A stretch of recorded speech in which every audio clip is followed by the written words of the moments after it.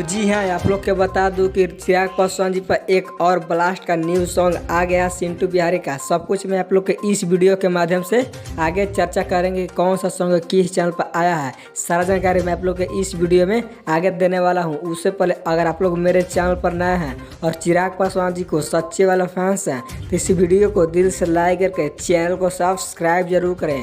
ताकि बिना समय लेते हुए इस वीडियो को स्टार्ट कर देते हैं। तो सबसे पहले मैं आप लोग के बता दूं कि जो सिंटू बिहारी का न्यू चिराग पासवान जी पर सॉन्ग आया है उस सॉन्ग का बोल है चिराग भैया नेता नंबर 1 बाड़े। इस सॉन्ग को गाए सिंटू बिहारी और खुशी कक्कर। काफी हाई लेवल का सॉन्ग है और इस सॉन्ग को आज सुबह Sintu Bihari hits YouTube channel के माध्यम से इस सॉन्ग को सुबह में ही रिलीज कर दिया गया है। अगर आप लोग इस सॉन्ग को नहीं सुने हैं तो जाकर सुन सकते हैं। काफी हाई लेवल का सॉन्ग है। तो आप लोग कितने लोग इस सॉन्ग को सुन लिए हैं अपने राय कमेंट बॉक्स में बताएं। अभी तक मेरे चैनल को सब्सक्राइब नहीं किया है तो जल्द सब्सक्राइब कर ले। तो मिलते हैं नेक्स्ट वीडियो में।